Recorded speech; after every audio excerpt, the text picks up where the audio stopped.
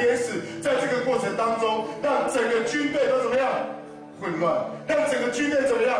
逃跑，让整个军队都开始产生极大的恐慌，所以整个亚兰人的军队就通通都瓦解。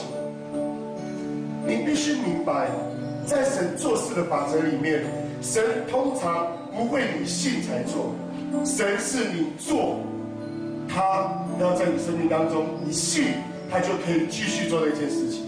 你能够想象得到，在我们讲到双重信心的时候，你能够想到一件事情，就是如果这些人没有回应上帝的话，他们基本上是不会得到上帝的恩典的。明白吗？你跟你旁边的讲，我也要回应上帝的话。我要回应上帝的话。阿们，我也要回应什么？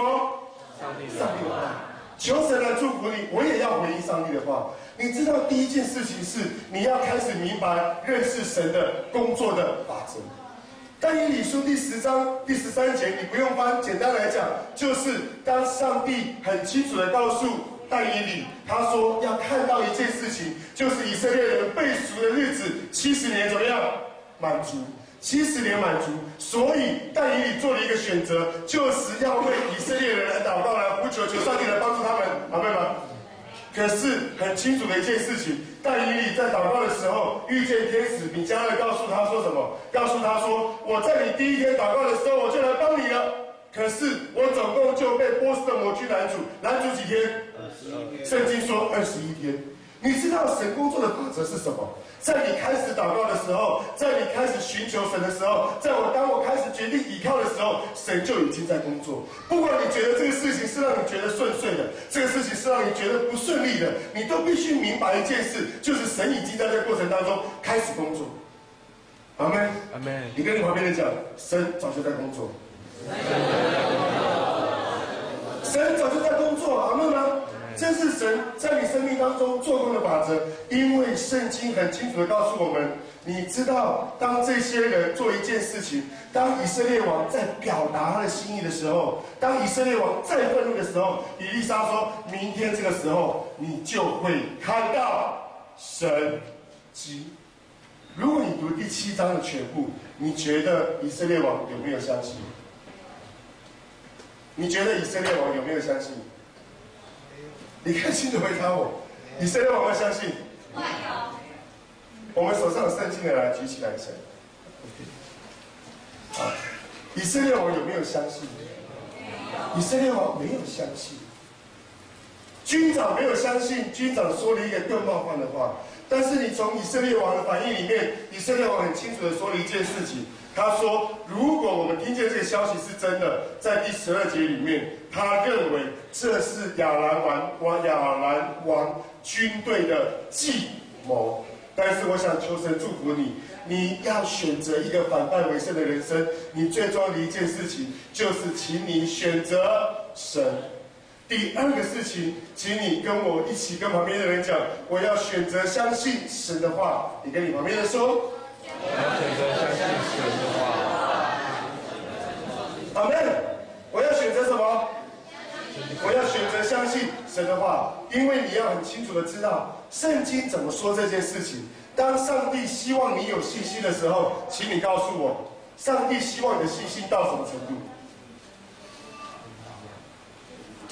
请注意我这里，上帝希望你有信心，对吗？路加福音第18章。当耶稣很清楚的告诉所有的门徒，他说讲了一个不义的官，讲到一个切求的寡妇，他说你们祷告一定要恒切，不可什么灰心。最后他做了一个结论，他说我来到世上的时候，可以遇得见世上有信德吗？我能够遇得见世上有那些有信心的人吗？这是神的问话，问你一个问题，你觉得神要你的信心达到什么样的水准？如果用一句话来形容，你觉得要达到什么样的水准？信靠。信靠。好，还有没有别的答案？你觉得神要你的信心达到什么样的水准？你可以把你自己答案写下来，我告诉你我的答案，我告诉你圣经的答案。当神要你有信心的时候，神要你信心的水准达到如同神一般的信心。我再说第二次，神要你信心的水准是达到如同神一般的信心。我再说第三次，神要你有信心的时候，是要你达到如同神一般的信心。把这句话跟你旁边的讲。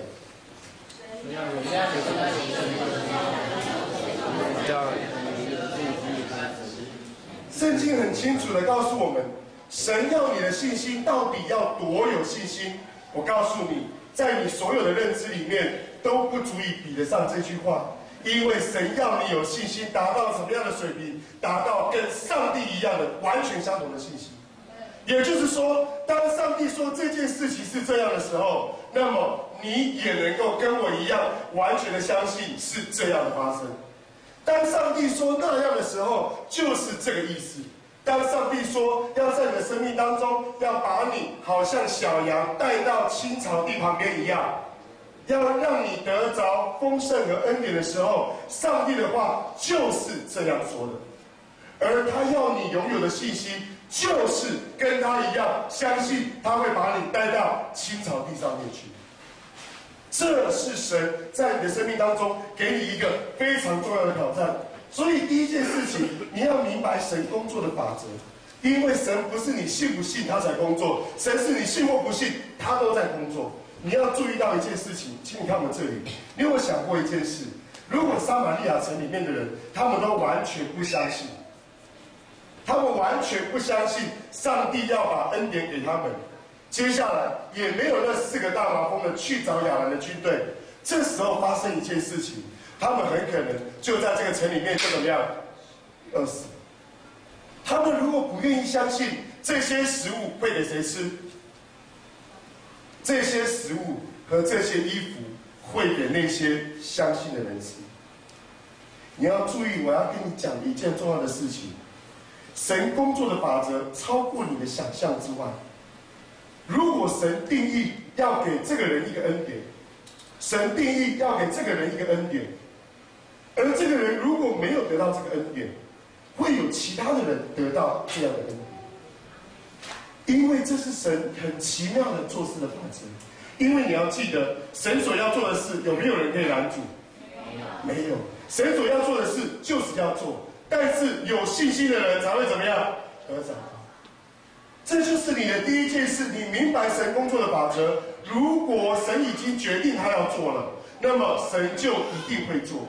第二个，你要选择相信神所说的话，那个相信的程度到底达到什么样的水准？我告诉你，再一次提醒你自己，那个相信的程度达到什么水准？如同什么？如同神一般的信心。因为这样的信心的水准，才是神希望你有的信心的水准。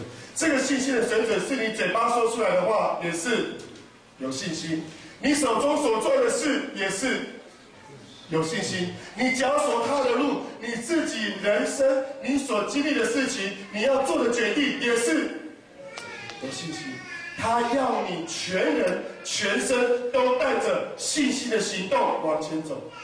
因为当你决定要依靠神，有一个反败为胜；当你决定要依靠神，进入一个迦南美地的祝福的时候，你的第二个选择就是你必须选择相信神的话，相信的程度如同相信神一般。我简单举个例子来讲，他约到这边来，你知道，当我们为人家祷告的时候，我曾经跟你举过例子，我为这个人祷告，我祷告完，我们祷告完，我们有的时候还会想，上帝，你真的会医治他吗？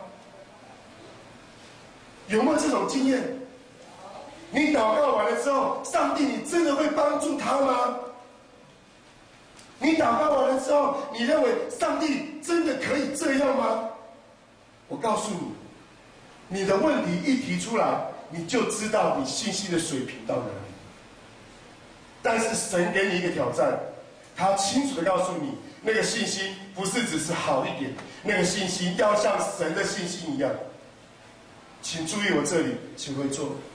你是爸爸，孩子跟你要一个礼物，你跟孩子说没问题的那一刻，你跟孩子说外好礼，你跟孩子说我会祝福你，你跟孩子说圣诞节的时候我会准备给你。